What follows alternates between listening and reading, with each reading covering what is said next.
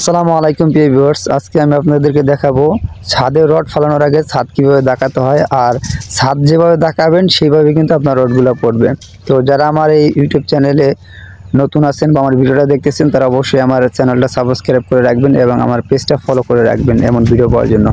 তো আমি মূল কথায় আসি, আমরা যদি একটা ছাদ দাকাতে হয় তো ওইটা কীভাবে দাকাতে হয় আমি সেটা বলতেছি। মনে করেন আমি যে রুমটা দাকাইতেছি এক কলম থেকে আর এক কলম পর্যন্ত 12 ফিট।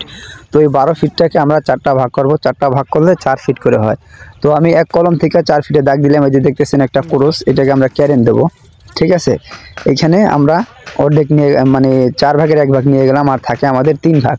তো আমরা এখানে কি করব, এই চারটা ভাগ করায় আমাদের 4 ফুট এখানে নিয়ে গেলাম। তো এই 4 ফুটে আপনার 4 বরং 48 ইঞ্চি থাকে। তো এই 48 ইঞ্চিকে আমরা 5 দিয়ে ভাগ করব। যেমন আমরা 5 ইঞ্চি পর রড ফলাবো, আমরা 5 দিয়ে যদি ভাগ করি তো এইখানে আমাদের দেখা যেতেছে 5 আর 40, 5 নং 45। তো আমাদের 5 ইঞ্চি পর পড়ে না, সেক্ষেত্রে আমরা একটু বেশি দিয়ে এটাকে ব্যাক আপ করে নেব 5.5 ইঞ্চি করে। আমাদের ওই পাশটা হয়ে গেলে এই পাশে আমরা আবার এই কলম থেকে 4 ফিট নেব। এই পাশে এখানে 4 ফিট নেওয়ার পরে আমরা এই 4 ফিট এখানে একটা ক্যারেন দেব। ঠিক আছে, এই ক্যারেনের দাগটা দিয়ে দেবো। তারপরে আমরা এইটাকেও ওইভাবে 5.5 ইঞ্চি পর ভাগ করে নেব।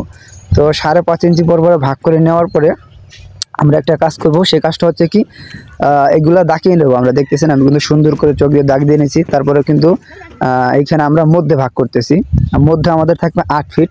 তো এই 8 ফিটটাকে আমরা কি করব ভাই, ঠিক ওই একই নিয়মে 5.5 ইঞ্চি পর আমরা ভাগ করে নিলে কিন্তু আমাদের এটা মেকআপ হয়ে যাবে, মানে ক্লিয়ার হয়ে যাবে। তো এরপরে আমরা দেখতেছেন চক দিয়ে দাগ দিতেছি। আপনারা এটা আপনাদের সুবিধার্থে আপনারা এই চক দিয়ে দাগ দেওয়ার পরে আমরা মিলাইতেছি, এই কারণে আমরা চক দিয়ে দাগ দিতেছি, কারণ অনেক সময় চকের দাগ কম বেশি হয়ে যায়, ওইটা মুছে আমাদের দিতে হয়, সেই কারণে কিন্তু আমরা চক দিয়ে দাগ দিই। এই চক দিয়ে যখন দাগটা দেওয়া হয়ে যাবে অ্যাকুরেট, তখন কিন্তু আমরা রং দিয়ে দাগ দেবো, কারণ এই ছাদটা একদিনে বাঁধা হবে না, আর ছাদটা বাঁধতে হয়তো 2 দিন 3 দিন লেগে যেতে পারে। আর যখন 2 দিন 3 দিন লাগবে, এই আপনার ছাদের এই চকের দাগগুলো মুছা যাবে, মানুষের পাড়ায় মুছা যাবে, বা বৃষ্টি হলে মুছা যায়, বা নিশিরে মুছা যায়। তো সেক্ষেত্রে আমাদেরকে কী করতে হবে, আমরা অবশ্যই চক দিয়ে এই রং দিয়ে এটাকে দাগিয়ে নেব। তো আমাদের একটা পাশ হয়ে গেছে, আপনারা দেখছেন দেখানো, আমাদের একটা পাশ হয়ে গেছে। আমরা আবার আরেক পাশে চলে এসেছি।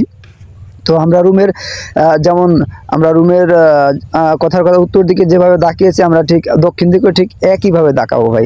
একইভাবে দাঁকালে কি হবে, আমাদের ছাদটা অ্যাকুরেট হবে। এই দিক থেকে ওই দিক আমাদের উত্তর দিকের ভীমে কয়টা দাগ আছে, আবার দক্ষিণ দিকের ভীমে যখন আমরা দাঁকাবো ঠিক ওইভাবে খেয়াল করে দাঁকাতে হবে, যাতে দাগ এলোমেলো না হয়। এদিকেও যদি কথার কথা এক গ্যাপে 10টা দাগ থাকে, উত্তর দিকেও 10টা দাগ থাকবে, দক্ষিণ দিকেও 10টা দাগ থাকবে। যদি এলোমেলো হয়ে যায় তাহলে কিন্তু আপনার রডগুলা সঠিকভাবে বিছানো হবে না। তো সেক্ষেত্রে ভাই ছাদের রড দাগানো আপনাদেরকে আমি দেখিয়ে দিলাম। তো অবশ্যই আপনারা যারা ছাদের রড দাগাবেন, এটাকে সুন্দরভাবে ছাদের রড দাগাবেন।